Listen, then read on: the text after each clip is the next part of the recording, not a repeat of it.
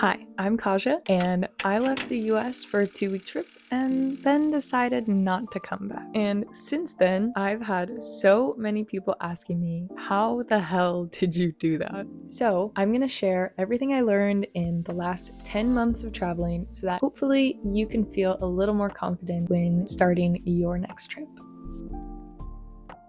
The plan. I know that sounds so ridiculous coming from me, especially being a type B girly who didn't even plan this to begin with. But since you're here, I'm figuring that you're still just kind of trying to figure out how to even start. So I'm telling you, make a plan. I want you to figure out, where do you want to go? How long do you actually have to travel? What's your budget? And what do you want from this experience? Ask yourself all of these things so you can have a better idea of what you want this trip to be. In no way am I saying that everything is going to follow your plan, but that's just the reality of traveling abroad. Buses run late, flights get delayed, you meet people going one way, and you want to go too. But at least having a realistic idea of where you're at and what you want is a really good place to start.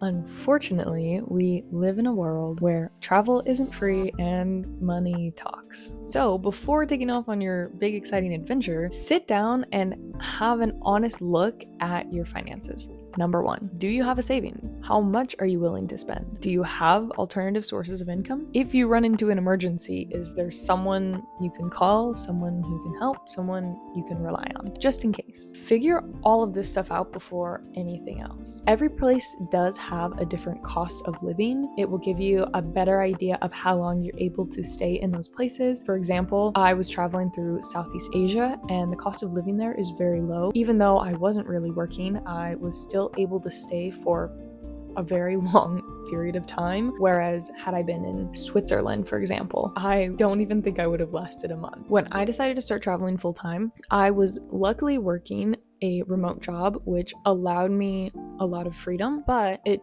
did end up taking up a lot of my time. I was traveling abroad. I wanted to be spending my time exploring, seeing the world, like enjoying where I'm at rather than being locked onto a computer 8 hours a day. So I did decide to leave that and just live off of mostly my savings. And luckily I did have a savings as well. That was a big part in why I was able to do this. And I also did have other small sources of income. I was modeling and acting. I sell stuff on Etsy. But yeah, most of it really was just my savings that saved me.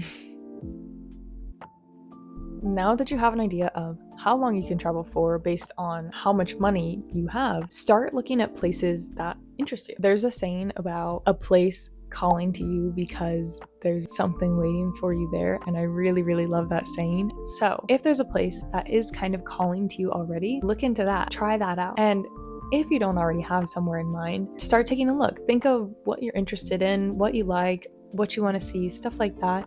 And trust me, you're gonna find a place. We've got a budget and we know where we want to go. We can start looking for flights. Scary, but fun. And this is the step that I feel like makes it real. For me, at least, whenever I started looking at flights, I was like, oh, I'm really about to do this, aren't I? It's very exciting.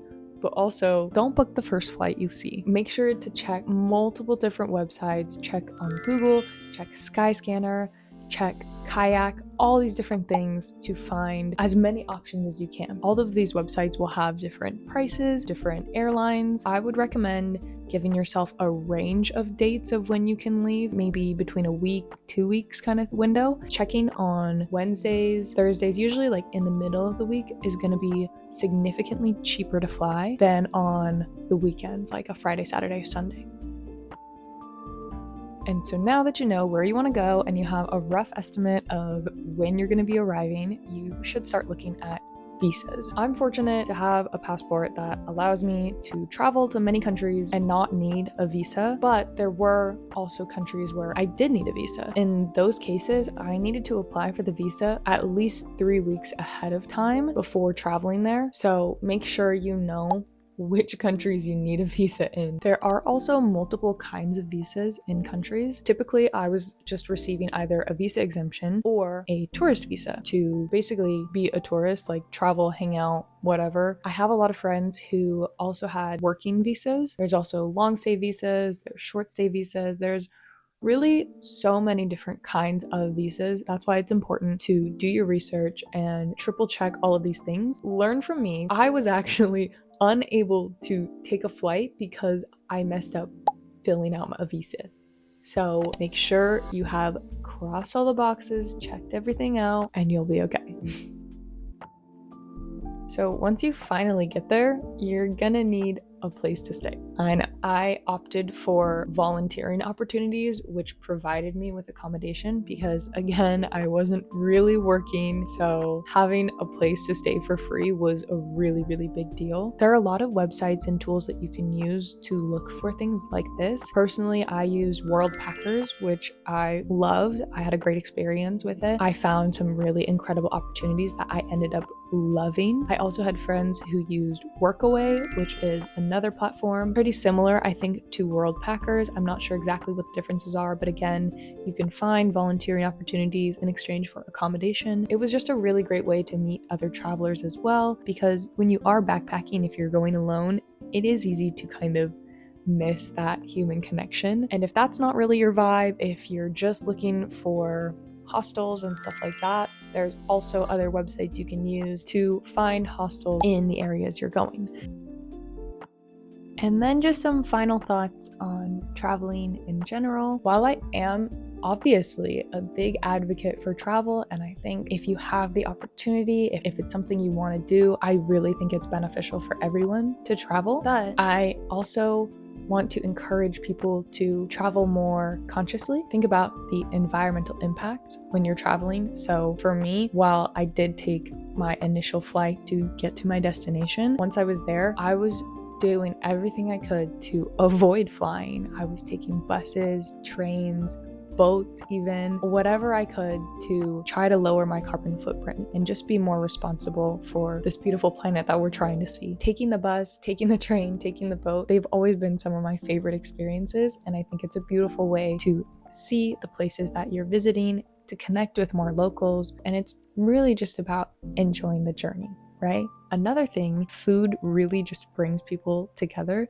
So if you can, try to eat as much local food as possible. I mean, it makes sense. Another thing while you're traveling, which I think is really fun to do and really impacts the kind of trip that you have, is doing your best to learn the language. And while, yes, English is a very widely known language, I never ever want to go into someone else's home and expect them to cater to my language needs or just my needs in general, I guess. I did my best to learn these languages, and I thought it was just such a fun way to, I'm gonna say it again and again, but connect with the people and the culture. And for me, as a traveler, that is my number one goal. Also, it's really fun learning new languages. Embarrassing sometimes because you are gonna make lots of mistakes, but it's really, really fun if you can lean into the process. If you're planning on being in a place for honestly more than a couple days, which I hope you are, give it a try. So I hope this video was helpful. I hope I answered at least some of your questions and gave you a good idea of